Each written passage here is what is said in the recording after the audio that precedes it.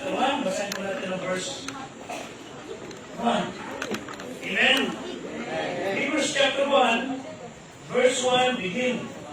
God who at sundry times and in diverse manners spake in the past unto the fathers by the prophets, hath in these last days spoken unto us by his Son, that by inheritance obtained a more excellent name than they. Tayo mo sila po.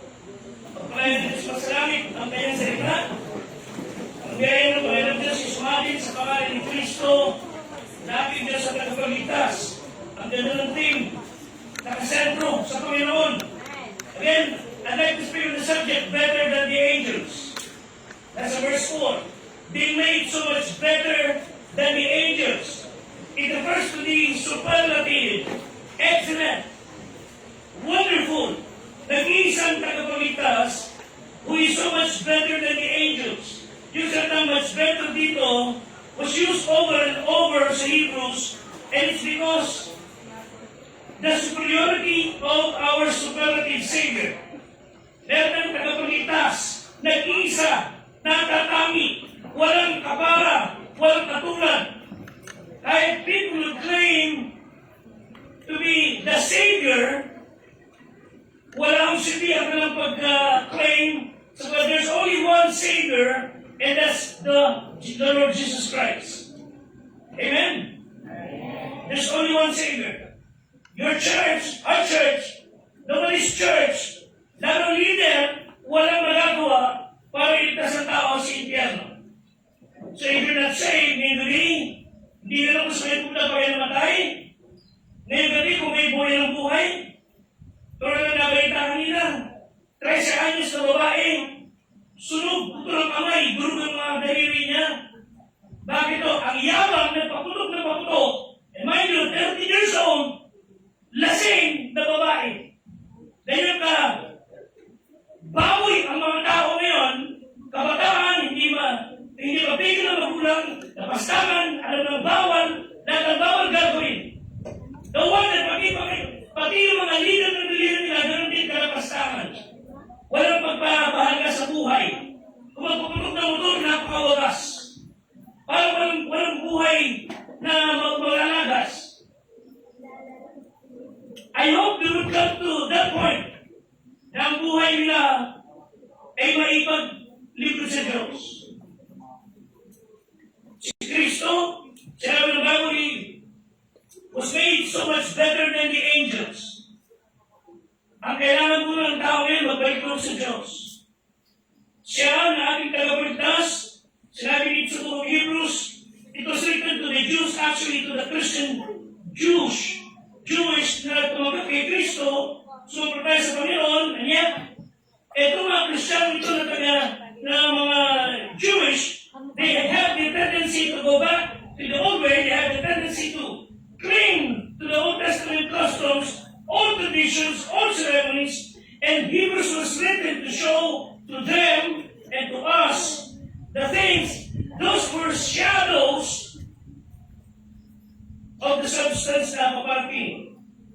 Lahat ng mga rituals sa Old Testament, ceremonies, are shadows of the coming substance. And that coming substance is the Lord Jesus Christ. Siya, ng magkatawang tao, iniwala sa Old Testament, ilararawan sa maraming bagay that they say sa him, that they need to believe sa Messiah, that they need to leave the shadows and go to the substance. That si Kristo is much better than the angels. There was a dog na pakal-pakal yung bulok na nabubulok na buto, wala na halos meat.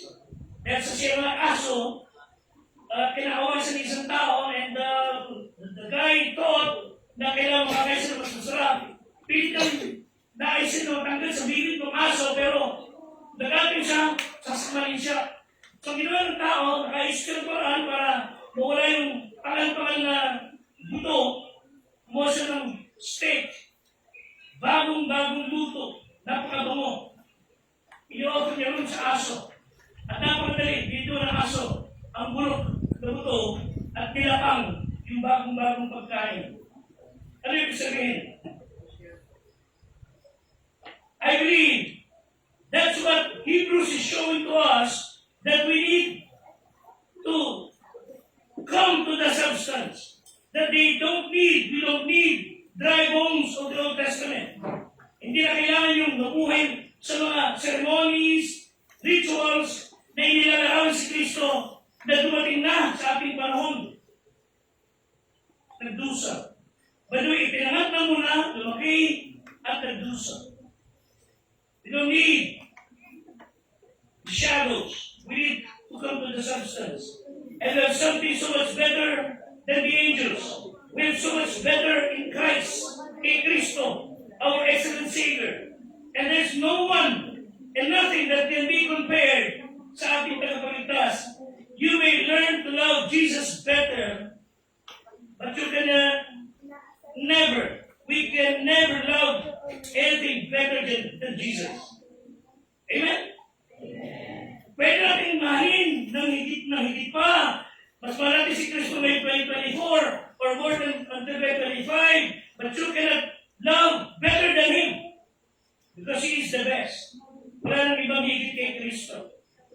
Sa si H.G. Wells, he wrote the 10 greatest men of all time na number sa kanyang listahan si Jesus.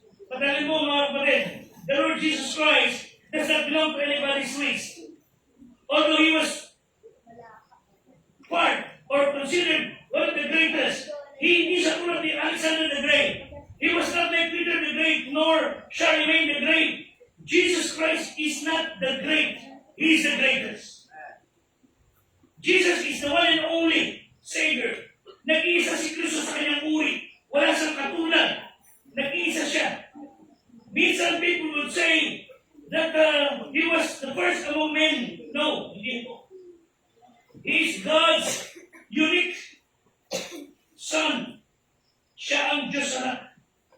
The only begotten, the singular, superior, superlative Savior. That's why He was called better than the angels. That's, I want you to think tonight. Bago tayo magtapos. Ang religious leaders were considered great. Buddha, Muhammad, Confucius. They have something in common. Itong mga leaders na ito ng religion, pati na si Kibuloy, sama na. Na ngayon nakakulong. Pupuyukot na tayo kabras ko sa kulungan. Dahil sa kapasangan at pagbababoy sa mga babae. At sa aming church, kami may nakita mga nangihipo at they take advantage sa virus ang palinyo. Kung pipapayagan na kayo, binabastos ng sino ng lalaki. Pagkakal sa bato, sino pa? Sinabi ni Pastor. Hindi po pwede mga religious leaders, mga tao, mga sino man, who take advantage of somebody, lalo na mga kababaihan. Hindi na pagkatang ginagawa niya sa sila walang takot sa Diyos. Those religious leaders, take them out of their teachings. Take them out of their religion. Their teaching and religion would remain. Tulad din ng maraming aral. Ang sinulitan nila, magpapatuloy sila sa panluloko, pandaraya, panlilinlang ng maraming tao. Remove them out of their religion, and their religion would continue to be Satanist. Their teachings would pursue, their precepts would papatuloy, their creeds, pero alam nyo, kaibahan kay Kristo, you take him out of Christianity will be nothing. Hindi dahil sa magaling sila at inalis ko sila, nagpatuloy, kundi si Kristo at ang Krisyanismo ay iisa. Kaya meron tayong Christianity, yung tamang Krisyanismo ay sa Bible, is because of Christ. Christianity is not a code or cause or creed or a church, no. Although the Baptist Church is the only church, nagtagalaninindigan sa aral. But the church is not Christ. The true church is the body of Christ. So, yung vital relationship ng Panginoon sa Krisyanismo is talagang hindi mo maiiwalay. And that would be, if you take out Christ out of Christianity, that would be taking notes out of music. that will be taking numbers out of mathematics. It will take taking out of lands and etc. about geology, mawala ng saysay. Sapagat si Kristo at ang Krisyanismo ay isa. So it is not just believing on something. Christianity is receiving someone. And that's the Lord Jesus Christ. Yan ang kaiba ng ating pananampalataya sa ibang religion. Christianity is a vital relationship with the person of Christ. Kristo is alive, He is well, and He is in my heart. I hope He is in your heart. At pag si Kristo nasa ating mga puso, change would happen. Makikita pagbabago sa mga tao, sa mga kabataan, sa mga adult. So, inawain mo mabuti mga kapatid, that He is our singular, superlative Savior. There was a man so rich and he bought a very old house in a property na napasin niya, kailangan i-remodel yung bahay, and he called an architect at sabi niya, that cupboard, sabi niya, kailangan ko alisin yan. Ayoko yung aparador niya na nasa gitna. Sabi ng architect, sir, hindi po pwede. Sabi niya, bakit? Kung babae ko sa'yo? Hindi naman po. Bakit? May bawal bang batas? Gusto ko alisin yung nasa gitna yan. Na nakatutok sa pakasa ganon. Sabi niya, sir, hindi po dahil sa anong dahilan, hindi po din alisin yung cupboard, yung aparador. Bakit? Dahil kinis po din yan, babagsak lahat nito. It's the pillar. The same is true with the Lord Jesus Christ. Pag iniresto si Kristo sa Krisyanismo, walang saysay ang Krisyanismo. Pag iniresto si Kristo sa langit, walang saysay ang langit. Pag iniresto si Kristo sa mga Kristiyano, walang kwenta ang mga tao. Of course, hindi mangyayari yan.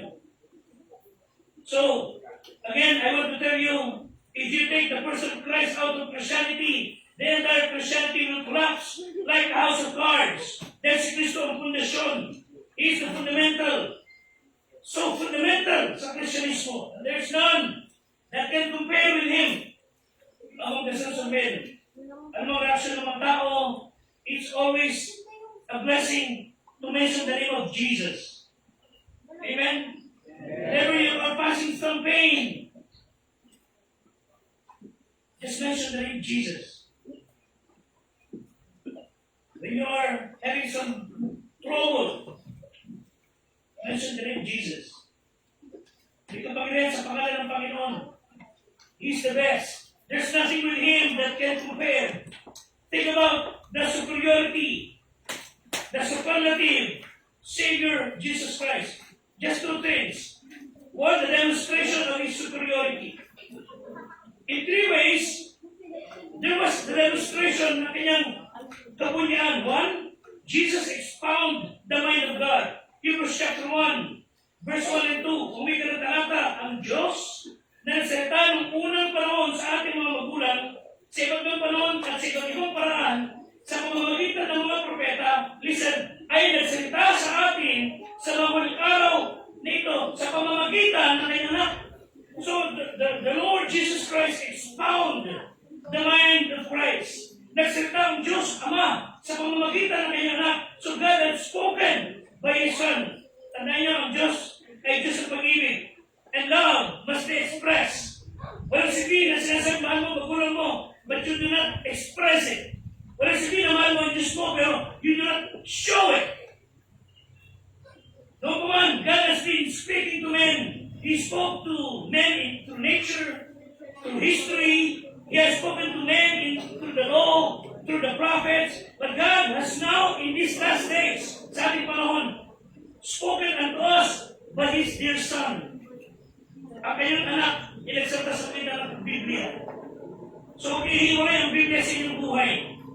God, the Father, spoke through His God the Son. So He expounds the mind of God. And if you want to know what God is thinking, read the Bible. That's the mind of God.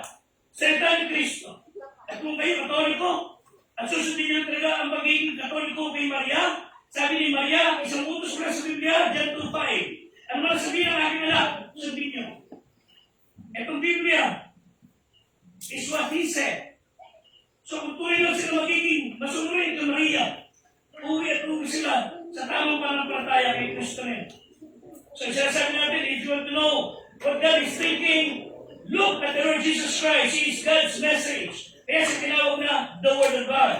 Revelation 19:13. And what demonstration it was.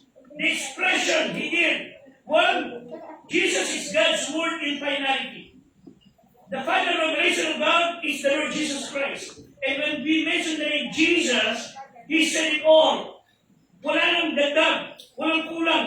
No need of anything new. If it's new, it's not true. Wala nang dagdag pa, wala nang revelation, extra revelation, na sinabi ninyo sa akin, ikaw babae mamayang gabi, ikaw pupun sa kwarto ko, ikaw magbibigay ka ng maraming pera, sinabi ng Diyos sa akin, ay magtitinda ng mga kung kuyagot, at kung kayo ibibigay sa akin, pag ibibigay ng 5,000, papatay na kayo. Dahil na kalimonyo ang turo ng religion. Kung sinabi ang Diyos sa kayo, magpasa ng kung anumang kalokohan sa January, mag-ipit kayo sa Quiapo, at magpasa kayo, at magpabawi kayo ng kalokohan ninyo. God never said that thing. It's not written in the Bible. So, tinatin ang kasulatan, hindi kayo maliligaw. God's Word in finality is Jesus Christ. We are to earnestly contend for the faith. Tayo mga Kristyano, ipakipaglaban ang kanyang salita. Sabi ng Jude 1 verse 3, He hath in these last days spoken unto us by His Son. Hindi lamang He is God's Word in finality, secondly, He is God's Word in fullness. Hebrews 1:3, sabi ng Bible, who being the brightness of His glory and express image of His person, larawan ang kanyang pagka-Diyos. The Bible said He was the fullness of His glory. That is all you ever need to know about God. You will find in Jesus Christ. He is God's final and full Word. Not only that, God or Jesus is God's Word in focus. Hebrews 1 verse 3 again, He is the express image of God. And you want to know, kung ano itsura ng Diyos? Look at Jesus. When He was on the Galilee, nakita nila Diyos lumakad. When He was on the boat, sleeping, they see God sleeping. Nung nilapit ko niya, sinuway mga tindaro sa may sambahan at nagalit, they saw how God got mad sa mga taong maligtinat ko. Jesus is God's Word in fullness. He is God's Word in focus. So if you worship any other God, even Jesus Cristo, you are worshiping an unknown God. Hindi si Kristo sinasabay niya. Matthew 11:27, no man knows the Father but the Son, and He to whom the Son reveals Him. And the only way that you can know God is through the Lord Jesus Christ. Wala na iba. John 14:6, I am the way, the truth, and the life, sabi ni Kristo. Wala makakating sa langit sa magitan ko. So, He is He exposes, He expounded the mind of God. Secondly, Jesus executes the will of God. Not only does He expound the mind of God, si Kristo rin also executes the will of God. Hebrews chapter 1. And Hebrews verse 2, sa mga Bible. And verse 3, hath in these last days spoken unto us by His Son. Note, na siya itinalaga ng tagapagmana ng lahat ng mga bagay, but He also He made the worlds, who being the brightness of His glory, in the express image of His person. Again, note, at umaalalay ng lahat ng mga bagay sa pamamagitan ng salita ng kanyang kapangyarihan. He made all things. He executes the will of God. Si Kristo lumikha na lahat ng mga bagay. He controls everything. Si Kristo runs and He regulates the universe. He created it all. And He controls everything. May panahon na hindi na mamalayan, hiniligtas yun ng Diyos sa tempo ng kapahamakan. So dapat natin malaman ang mga sumusunod. He is the power of creation. Kung wala siya, wala lahat tayo nito. Think of the mighty power na naglagay sa atin dito ng lahat ng bagay. Isipin nyo, you can just look at the sky in the evening, the stars in the morning, the clouds, and aralin yung outer space. Sa ilagay sa plano, you will be amazed. Sa ginawa ng Diyos, all things were made by Him. Walang nalikha kundi sa that you see bears the stamp made by Jesus. Amen? Walang pag-aaring ginawa sa Satanas. Kung ba't ang tao nagpupumilit maglingkod kay Satanas. God has His stamp on your life. Ang gusto may sa inyo. Para pag na maglingkod tayo sa Kanya. Siya ang ating kukuha ng panahon. It was created by Him. First John 1:3. Without Him was not anything made that was made. All was made by Jesus Christ. Think of the power. Nakita natin yung bunga ng kanyang paglikha. Let me give you an example. Napakalaking Saturn V missile nung araw. Spaceship na pupunta sa kalawakan. 365 feet tall as they launch a man to the moon. Over 36 stories. Story building ang taas. Buong puno ng vehicle fuel. On top of that spaceship, ang mga lalaki na nakaupo sa dulo. And they're getting ready to go to the moon. And they push the button. At yung bagay na yun na napakalaking spaceship, nagsimulang umandar the whole earth over there ay na-shake. Nandi kawasak. The people started to cheer as they see yung hub na trouble dahil sa taas ng pugong at 7.5 million pounds of thrust. Gano'ng malakas ang pugong na idinulot ng spaceship na lilipad. From north to south ng Pilipinas, ihilari nila ang sasakyan at magpasinang-buksan ang kanyang mga sasakyan at i-rev ng todo-todo for 11 hours. Gano'ng kalakas, gano'ng katititi yung ano. But you can think that God put the universe and the stars in orbit and by His word, let there be light, let there be sun. Through His word, lumitaw ang lahat ng mga bagay. And another thing, listen. Ang pinakamalapit na star sa atin, hindi po ang sun. Sun is not a star. Different ang glory niya. But ayon sa mga scientists, the closest star sa ating mundo ay tinatawag na Proxima Centauri. Na ngayon niya ay 4.5 light years away. Okay, let me give you some details. Ayon sa nabasa ko. 4.5 years, light years ang layo. Isang light year is, how do you describe?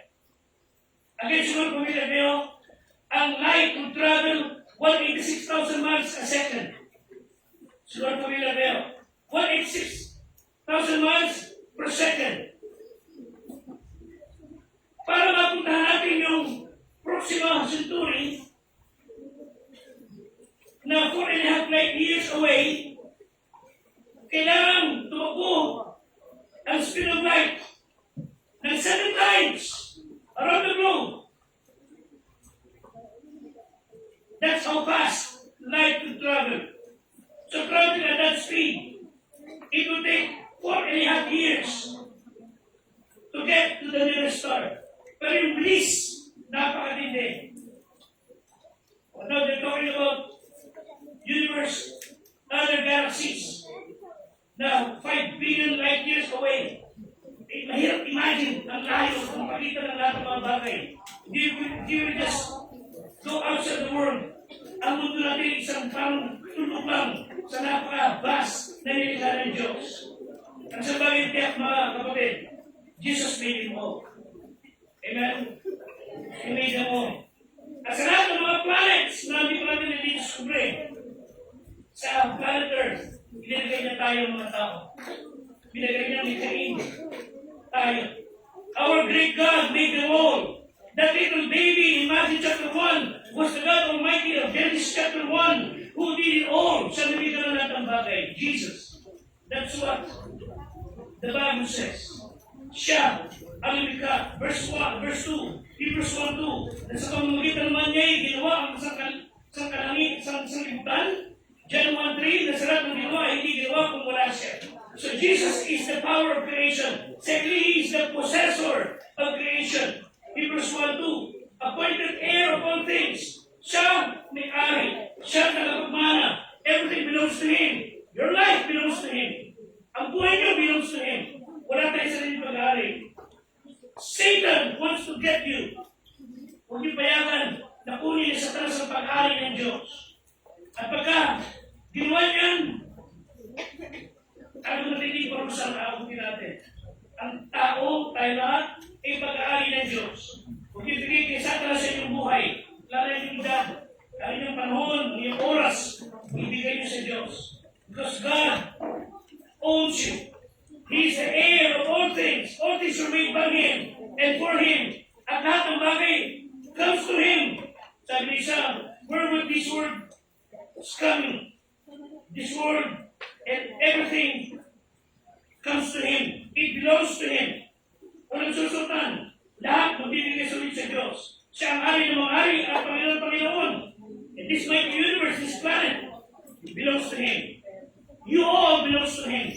Pag-ari tayo ng Diyos. He's not only the power of creation, the possessor, He's the preserver. Dahil sa Kanya, hindi tayo mawawasan. Hebrews 1:3, He upholds all things by the word of His power. So, what keeps us from pagsabog, pagkawasak, pagkasira ng mundo? It's the Lord Jesus Christ. At salamat ang mundo ito sa mga Kristiyano. Dahil kung hindi pa tayo, ang mundo naiingat ang pang-asin ng sanlibutan.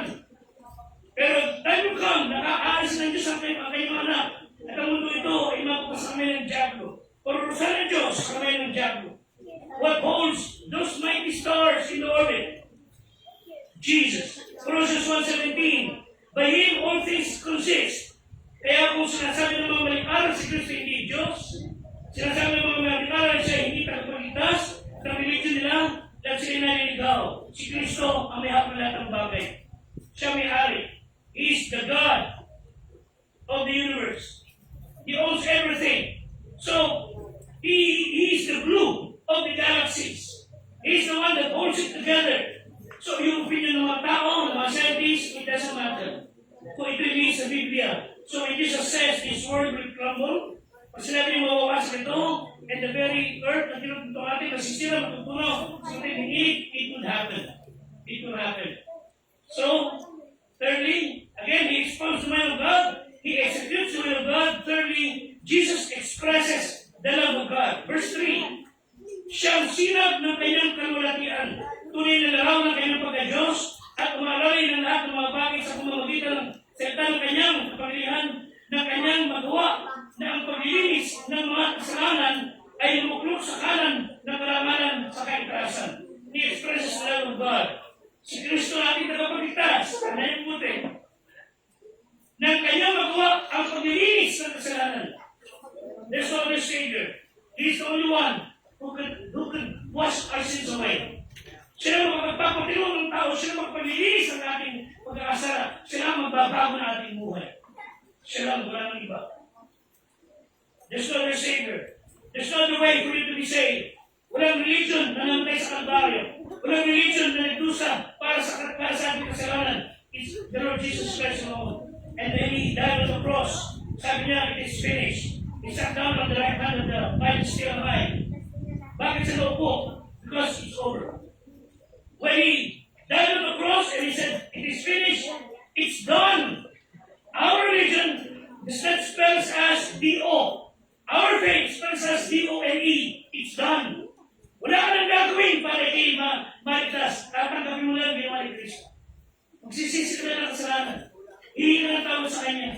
At tatanggapin mo ginawa niya sa Kalbaryo. Because it's already been done. So, Testament, yung mga priests ng araw, they would do all the rituals, etc., etc. They would burn incense, they would offer prayer, and give sacrifices. Pero meron isang piece of furniture ang wala roon. Walang upuan doon. You know why? Magawa lahat ng priest, lahat ng bagay, hindi siya pwede maupo. There's no seat na uupuan. Bakit? Hindi na kayang tapusin.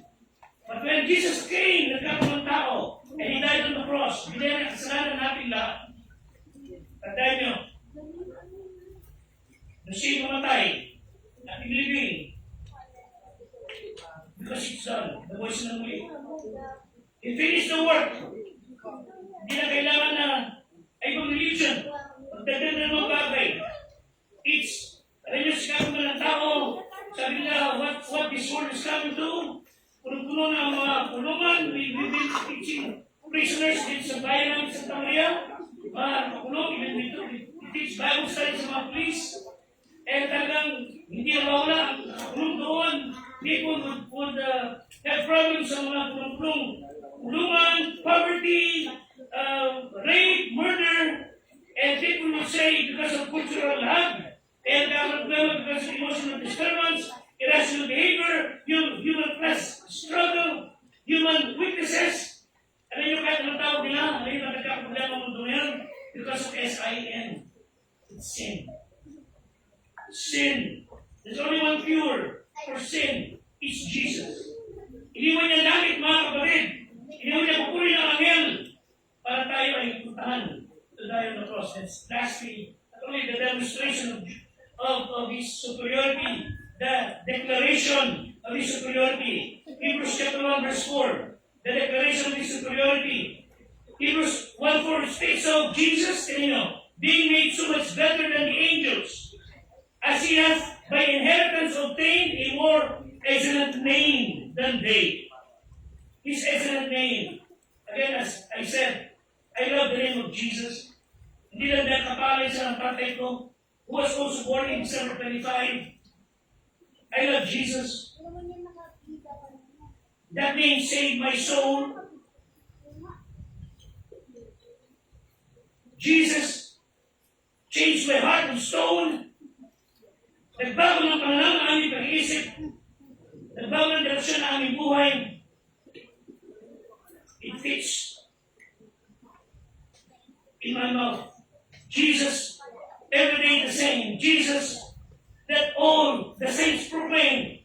Acts 4:12, walang ibang pangalan binigay sa silong ng langit upang tayo maligtas. Only by the name of Jesus. Some angels have names like Lucifer, Gabriel, Michael, pero iba ang pangalan ni Kristo. Sabi ng Bible, He has more excellent name than they. Yung kay Gabriel's name, ibig sabihin mighty and messenger of God. Si Kristo, ang pangalan, ibig sabihin ng pangalan niya, Jesus means Almighty God and the Word of God. Si Lucifer, inilalang bilang light bearer. Jesus is the son of the morning with righteousness and healing in His ways. Malachi 4:2. In the name of Jesus, ang bulag ay nakakita ng araw at ang bigil ay narinig. Ang patay ay bumangon, ang magkukulumboy ay nagbago dahil kay Kristo. Salamat sa Diyos. The powerful name of Jesus. And let all the saints proclaim the name of Jesus. Not only His excellent name, but His earthly saying. Verse 5 and 8. Sabagat kanino nga sa mga anghel sinabi, kailanman ikaw ay aking anak. Ikaw ay aking pinanganak ngayon. Ngunit, sabi ng Bible sa verse 8, Hebrews 1:8, ngunit tungkol sa anak, sabi ng Ama, ang iyong luklukan, O Diyos, God the Father, called His God the Son, God. Amen? Si Kristo ay Diyos. Sabi ng Bible, ang iyong luklukan, O Diyos, ay magpakailan-kailanman His earthly fame. You see, in order for us to attest His earthly fame, these angels were there to announce to the shepherds, they come si Kristo Bethlehem. The angels were there to announce to Mary that she would bear in her womb the Lord Jesus. The angels were there when Jesus was raised from the dead.